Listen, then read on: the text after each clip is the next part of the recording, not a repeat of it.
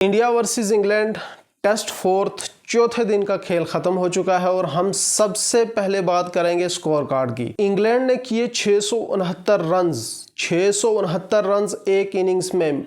Old Trafford Manchester में यह history में पहली बार हो रहा है कि किसी टीम ने एक इनिंग्स में 669 रन्स किए और वो भी इंडिया के खिलाफ। और ये बेसबॉल एरा में भी पहली बार ऐसा हुआ कि इंग्लैंड ने मैनचेस्टर के मैदान में इतना स्कोर किया। इंग्लैंड की तरफ से तो 2 सेंचुरियन थे, लेकिन हमारे बहुत सारे सेंचुरियंस हैं। मैं बताता हूं कैसे।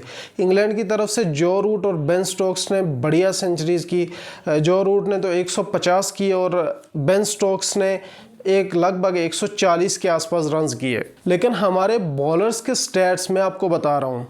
Jasprit Bumrah 112 runs, Anshul Kamboj 89 runs, Mohammed Siraj 140 runs, Shardul Thakur ने चलो 50 की 55 रन दिए लेकिन 11 ओवर्स में।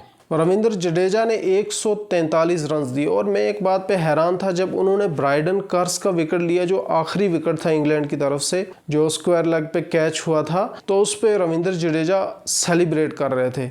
मुझे ऐसा नहीं लगता कि आप 310 रन पीछे चल रहे हैं और उसके बाद आपको लास्ट विकेट एक बॉलर की जो मिले और वो भी 140 रन खर्च करने के बाद फिर आप उस विकेट को सेलिब्रेट करें, मुझे कोई ये बात जची नहीं। उनकी अपनी थ्योरी होगी, एक इंटरनेशनल विकेट है तो कर सकते हैं सेलिब्रेट, लेकिन मुझे अच्छा नहीं लगा। वाशिंगटन सुंदर, हमारे वाशी साहब, 107 रन्स खर्च किए उन्होंने भी। आप देखिए कि इंग्लैंड की तरफ से 2 सेंचुरियन और हमारी तरफ से 4 सेंचुरियन थे।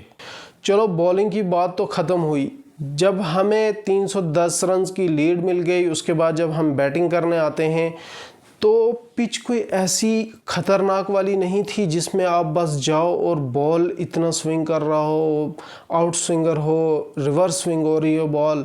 एक तो बॉल नया था, बहुत अच्छे तरीके से पिच खेल रही थी, बैटिंग कंडीशंस बहुत अच्छी थी, आपको जाके रन्स करने चाहिए थे, आप डरे हुए जाके गए। जायसवाल साहब पहले ही ओवर में आउट हो गए और उधर जो हमारे सुदर्शन साहब हैं वो ग्राउंड में आए, उन्होंने सोचा कि दूसरा मैच 3 दिन के बाद हो रहा है। कल भी मैंने फील्डिंग की, आज भी मैं ग्राउंड पे रहा, सुबह से एक सेशन पूरा मैंने फील्डिंग की। लगभग मैं तो थक जाऊंगा, टूट जाएगी मेरी बॉडी, तो अगला मैच मैं कैसे खेलूंगा। वो भी अपने दर्शन करवा के निकल लिए। एक ही बॉल में, पहले ही बॉल में वो आउट होके चले गए। फिर फर्स्ट सेशन में आप देखिए कि बेन स्टोक्स ने क्या कमाल की बैटिंग की। बंदे की कमिटमेंट का अंदाज़ा इससे आप थोड़ा सा लगा सकते हैं कि जब वो पहले बॉलिंग कर रहे थे उन्होंने 5 लिया और जब बैटिंग करने आए तो उन्होंने एक बड़ा 100 किया, बड़ा शतक। 140 रन को बड़ा 100 कहा जाता है। एक होता है जस्ट 100, जैसे आपने 100 रन किए, 110 किए, उसके बाद आउट हो गए, निकल लिए। लेकिन जब कोई प्लेयर 140 130 करता है तो वो बड़े 100 में शुमार होता है। जैसे जो रूट ने 150 किया, उसको हम बड़ा 100 कहेंगे। उससे जो टीम को पुश मिलता है ना, वो किसी दूसरे खिलाड़ी से, नए आने वाले खिलाड़ी से नहीं मिल सकता। और दूसरी बात यह है कि आप बैटिंग करने आए सेकंड इनिंग में, आप देखिए ब्राइडन कार्स ने जो स्टोक्स के साथ मिलकर पार्टनरशिप लगाई। एक तो वो रन अ बॉल पार्टनरशिप थी, ठीक। दूसरा ये कि अगर ब्राइडन कार्स जैसा बंदा 40-50 बहुत आराम से कर सकता है तो आपको क्या दिक्कत है? आप क्यों पहले ओवर में आउट होके बाहर जा रहे हैं? आपको रन्स करना चाहिए थे, आपको वहाँ पे रुकना चाहिए था, जैसे केएल राहुल और शुभमन गिल ने किया। चलो ये तो बहुत अच्छा हो गया, थोड़ी बहुत कम बैक कर चुकी है इंडिया की टीम।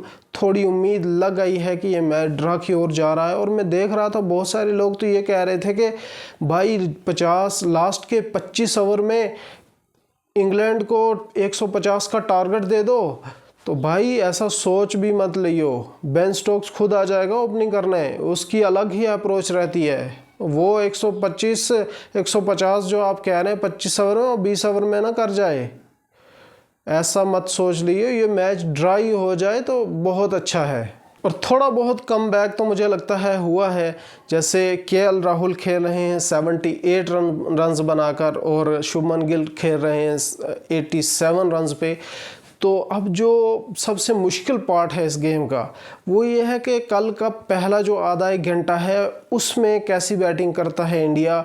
शुभमन गिल और केएल राहुल को अच्छी बैटिंग करनी चाहिए, कल का आधा एक घंटा गुजार देना चाहिए। और दूसरा जो इस मैच का जो मेजर पॉइंट है, जब सेकंड न्यू बॉल अवेलेबल हो जाएगी, क्योंकि 63 ओवर्स तो हो चुके हैं इस बॉल से, 17 ओवर के बाद वो नई बॉल्स जब आएगी तब पता चलेगा कि ये मैच किस तरफ जा रहा है।